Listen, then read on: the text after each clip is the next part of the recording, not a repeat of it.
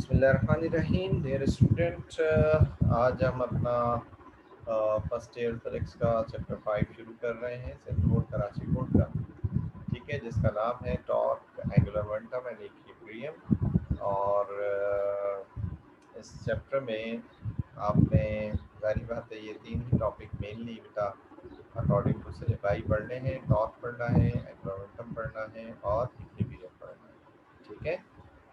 अच्छा, ये एक छोटा सा जो है मैंने मैप शो किया है आपको डिफरेंट टाइप ऑफ मोशन का और रेस्ट का। कि बॉडी या तो रेस्ट में होगी या तो मोशन में होगी। मोशन में होगी तो क्या क्या होगा? लीनियर मोशन हो सकती है, प्रोजेक्टाइल मोशन हो सकती है, सर्कुलर मोशन हो सकती है, रोटेटरी मोशन हो सकती है, ऑसिलेटरी मोशन हो सकती है।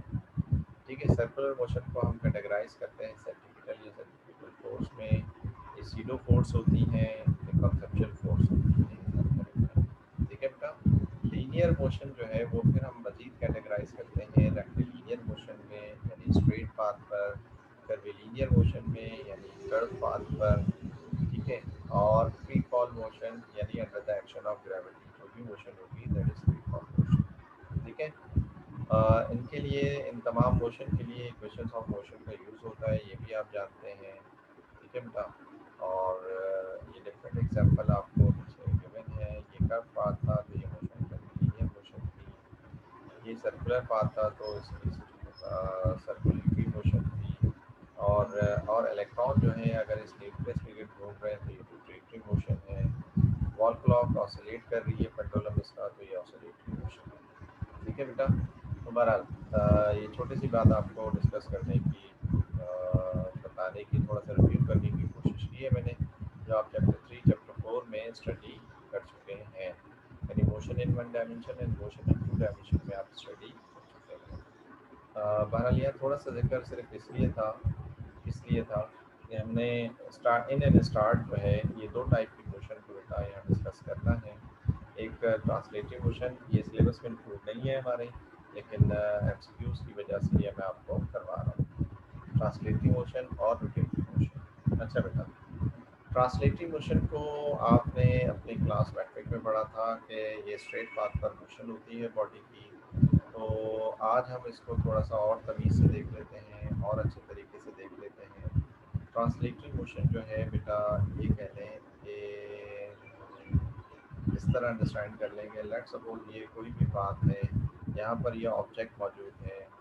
ये ऑब्जेक्ट का एक फ्रेम है, फ्रेम जो सर्कुलर फ्रेम, आप सॉरी स्क्वायर फ्रेम की बात कर रहे हैं जो फोटो लगाते हैं। ठीक है। ये ऑब्जेक्ट का फ्रेम ऑफ रेफरेंस है, इसका ओरिजिन पॉइंट है। और ये यहाँ पर मौजूद है ऑब्जर्वर। क्या मौजूद है? ऑब्जर्वर। ये ऑब्जर्वर का फ्रेम ऑफ रेफरेंस है। जब ऑब्जेक्ट इस पाथ पर मूव कर रहा होगा, जिस इस पाथ पर चल रहा होगा, तो ऑब्जर्वर इसे ऑब्जर्व कर रहा होगा। तो जब क्या हो, ऑब्जेक्ट का फ्रेम ऑफ रेफरेंस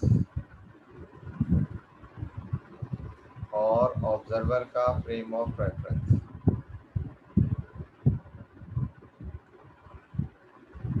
क्या हो? पैरेलल हो। तो ऑब्जर्वर को जो ये बॉडी की मोशन नज़र आएगी वो एवरेज स्ट्रेट पाथ पे नज़र आएगी। ठीक है। ऑन एवरेज जो बॉडी की मोशन नज़र आएगी वो क्या नज़र आएगी? स्ट्रेट पाथ पे नज़र आएगी। यानी वो ऐसे जाता हुआ नज़र आ रहा होगा। ये ऑब्जर्वर ऑब्जेक्ट को ऐसे जाता हुआ देख रहा होगा। तो बॉडी की मोशन जो है इसको रिप्रेजेंट करती है, ट्रांसलेटरी मोशन को रिप्रेजेंट करती है। ठीक है बेटा। अच्छा, इसी तरह रोटेटरी मोशन जो है रोटेशन से डिस्कस्ड है। ठीक है। जब ये व्हील जो है जब रोटेट कर रहा होगा, ये एक ही व्हील है। ठीक है। व्हील ए जो पोजीशन ए व्हील है जो पोजीशन ए पर है। ठीक है। जब ये व्हील रोटेट कर रहा होगा तो ये रोटेटरी मोशन होगी, लेकिन इसके साथ साथ व्हील आगे भी बढ़ रहा है। जब व्हील आगे बढ़ रहा है तो ये जो मोशन है बॉडी की, वो रोटेटरी के साथ साथ ट्रांसलेटरी मोशन। ठीक है। तो ये दो main kinds of fundamental kinds of motion मैंने आपको बताया, एक ट्रांसलेटरी मोशन और एक रोटेटरी मोशन। ठीक है। और एमसी फॉर सिक्योरिंग एमसीक्यूज। अच्छा, रोटेटरी मोशन की हमारे पास जो है बेटा दो काइंड्स होती हैं, एक स्पिन मोशन और एक ऑर्बिटल मोशन। ठीक है बेटा। अब स्पिन मोशन क्या होता है? लेट सपोज ये बॉल है, इस बॉल में ये रॉड में पास कर देता हूँ, ठीक है, बॉल के अंदर ये रॉड पास कर देता हूँ। तो अब इस बॉल को घुमाऊंगा तो बॉल जो है किसके गिर्द घूमेगी, इस रॉड के गिर्द घूम रही होगी, ठीक है। अगर इस रॉड के गिर्द घूम रही है तो हम इसे कहेंगे स्पिन मोशन। क्या कहेंगे, स्पिन मोशन। लाइक इलेक्ट्रॉन जो है वो क्या करता है, हाफ स्पिन पॉजिटिव और हाफ स्पिन नेगेटिव रोटेट करता है पॉली एक्सक्लूजन प्रिंसिपल और स्पिन मोशन ऑफ इलेक्ट्रॉन के तहत, ठीक है। आपने एक केमिस्ट्री में पढ़ा होगा कि इलेक्ट्रॉन की स्पिन जो है हाफ पॉजिटिव और हाफ नेगेटिव होती है, ठीक है बेटा। तो अब स्पिन क्यों कह रहे हैं, क्योंकि ये जो रॉड है, एक्चुअली ये रॉड कहलाता है एक्सिस ऑफ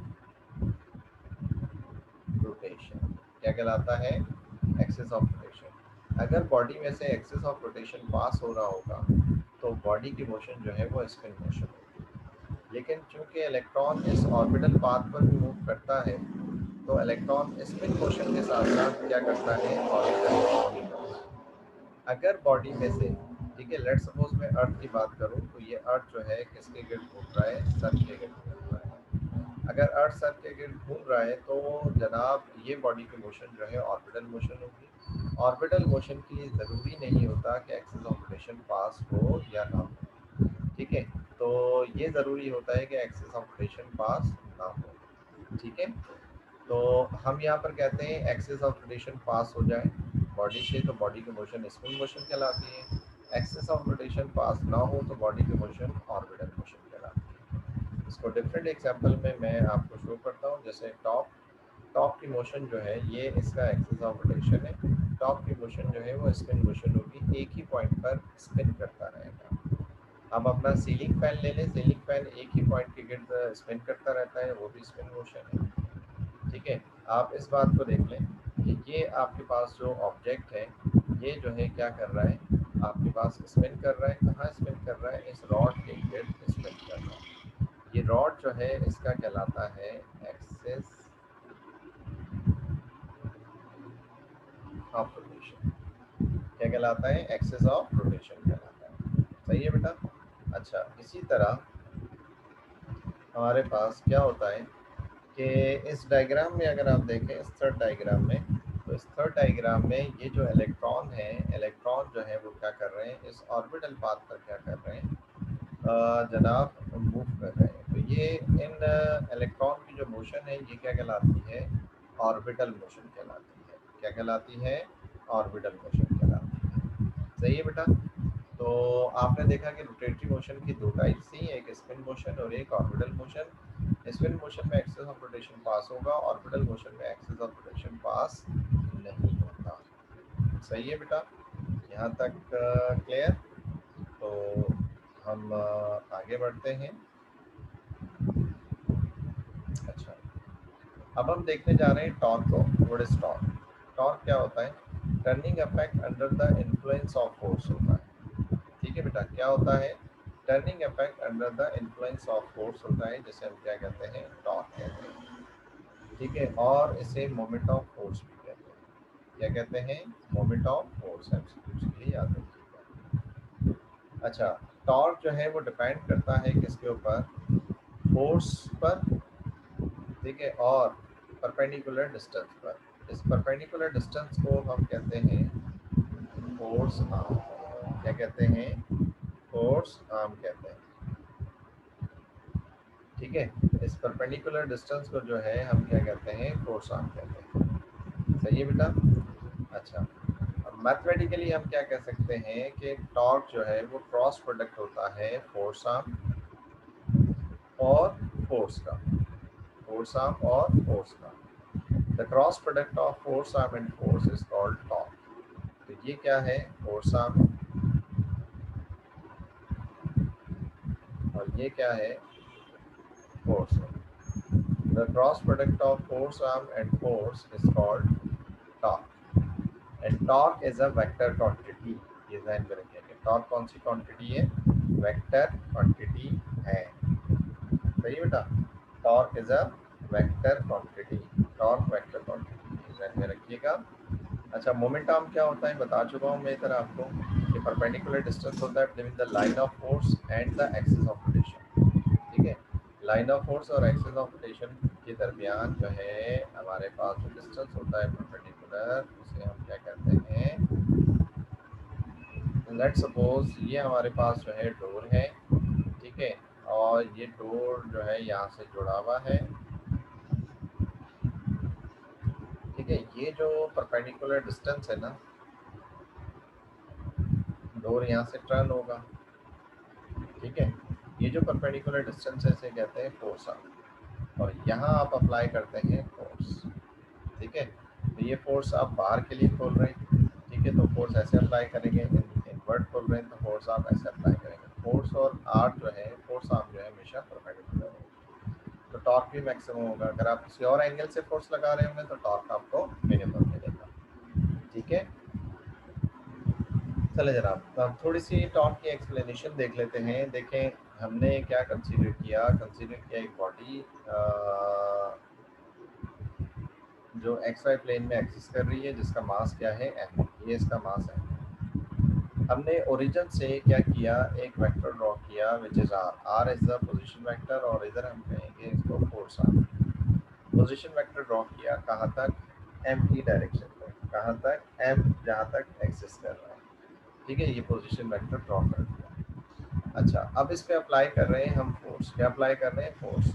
तो क्योंकि ये आर जो था एक सर्टेन एंगल जो है हमारे पास बना रहा था, ठीक है, सर्टेन एंगल जो है वो एक्सिस के साथ बना रहा था, तो सर्टेन एंगल होने की वजह से जनाब फोर्स के भी क्या होंगे, कंपोनेंट्स रिजॉल्व होंगे। जब भी एंगल की बात आती है तो फोर्स के कंपोनेंट रिजॉल्व हो जाते हैं, ठीक है। तो फोर्स के दो कंपोनेंट अप्लाई हो रहे होंगे, एक पैरेलल यानी एक अलोंग द आर, और एक परपेंडिकुलर, एक 90 डिग्री पर होगा, which is F perpendicular, which is F perpendicular, ठीक है। अभी अभी आपको बता चुका हूँ कि आर और एफ के दरमियान एंगल कितना होना चाहिए, 90। तो आप देखें ये आर जो इस मास के साथ एंगल बना रहा है थीटा, यही थीटा यहाँ पर भी डेवलप हो रहा है, और आप इस बात को मजीद देखें कि ये पैरेलल साइड है और ये क्या है, तपाक से परपेंडिकुलर साइड है, और थीटा के अपोजिट भी क्या होता है, परपेंडिकुलर होता है। क्या होता है, परपेंडिकुलर, हम थीटा के रिस्पेक्ट से देखते हैं। तो लिहाजा ये वाली साइड की जो वैल्यू आपके पास आएगी वो क्या आएगी, एफ साइन थीटा आएगी। क्या आएगी, एफ साइन थीटा, क्योंकि ये वाली साइड जो है वो पैरेलल है थीटा के साथ, 90 के अपोजिट हाइपोटेन्यूज होता है, और ये क्या होता है, बेस, ठीक है। ये वाली साइड जो है क्या है, पैरेलल है, तो हम इसे कहेंगे एफ कॉस थीटा। पैरेलल पे आपको पता है कि वो बेस होता है, बेस पे हमारे पास क्या आता है, कॉस थीटा आता है, बेस के लिए हम बात कर रहे हैं।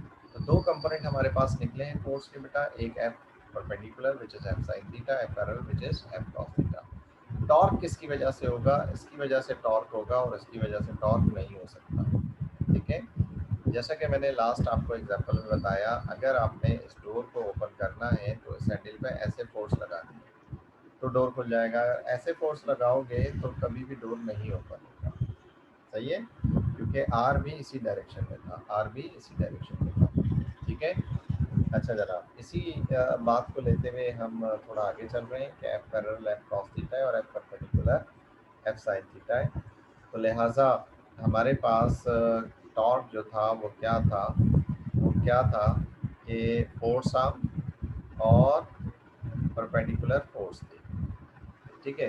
तो एफ परपेंडिकुलर जो है वो किसके बराबर है, एफ साइन थीटा के बराबर है, और जब हम इसको साइन थीटा को क्लोज करेंगे तो हमारे पास आ जाएगा लॉ वेक्टर, और ये आर क्रॉस एफ हो जाएगा, क्या हो जाएगा, आर क्रॉस एफ हो जाएगा, ठीक है। जो अभी अभी हमने पढ़ा, the cross product of position vector R, sorry, force arm and force, it is a torque, ठीक है, ये क्रॉस प्रोडक्ट होता है, सही है। अच्छा, अब जैसा कि हमने कहा कि torque is a vector quantity,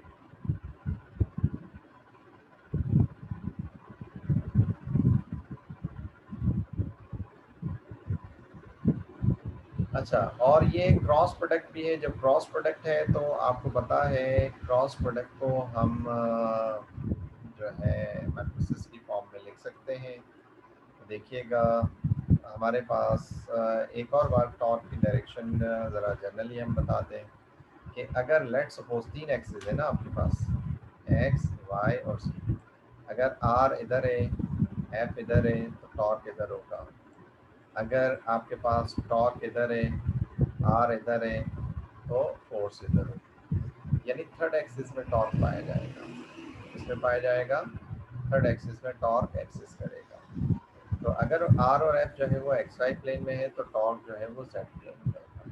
किसमें होगा? जेड प्लेन पर एक्सिस करेगा। सही है? ओके बेटा, लेट सपोज ये आपके पास एफ है, ये आपके पास आर है। तो इस थर्ड एक्सिस में क्या होगा? टॉर्क एग्जिस्ट कर रहा होगा इस थर्ड एक्सिस में। अच्छा, जरा हम इसको डिटरमिनेंट की फॉर्म में भी लिख सकते हैं आर और एफ को। तो आर जो है वो किसके बराबर होगा? एक्स आई प्लस वाई जे प्लस जेड के। और एफ किसके बराबर होगा? एफ एक्स आई प्लस एफ वाई जे प्लस एफ जेड के।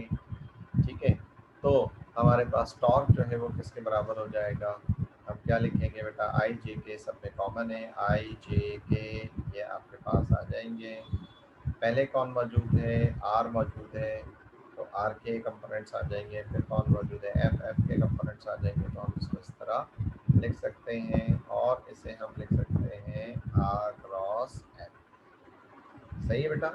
आर क्रॉस एफ भी लिख सकते हैं। अच्छा, अगर हमें मैग्नीट्यूड लिखना हो तो अगेन इस क्रॉस की जगह हमारे पास आता है साइन थीटा। तो ये मैग्नीट्यूड हम इस तरह लिख देते हैं।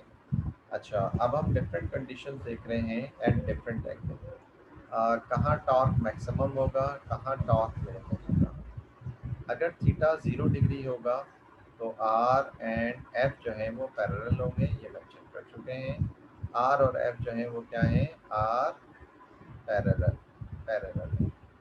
ठीक है, तो साइन 0 की जो वैल्यू है वो क्या होती है? बहुत दफ़ा बता चुका हूँ, 0 होती है। तो जब आप इधर 0 पुट करेंगे तो 0 किसी से भी मल्टीप्लाई होगा तो टॉर्क क्या आ जाएगा? 0। And this is called the minimum torque. तो ये कहलाता है मिनिमम टॉर्क। और अगर मैक्सिमम टॉर्क की कंडीशन देखें तो क्या होगा? एफ और आर जो है वो परपेंडिकुलर होंगे। जब परपेंडिकुलर होंगे तो एंगल कितना होगा? 90 डिग्री होगा। और साइन 90 जो है वो किसके बराबर होता है? 1 के। तो आर एफ आपके पास क्या आ जाएगा? आंसर आ जाएगा। सही है बेटा? आर एफ क्या आ जाएगा? आंसर आ जाएगा। और इसे हम कहते हैं मैक्सिमम टॉर्क, जो बता चुका हूँ मैं। अच्छा, आप यूनिट देख लें। एसआई सिस्टम में जो टॉर्क की यूनिट होती है वो क्या होती है? वो न्यूटन मीटर होती है। और सीजीएस सिस्टम में डाइन इंटू सेंटीमीटर होती है। और एफपीएस सिस्टम में फुट इंटू पाउंड होती है।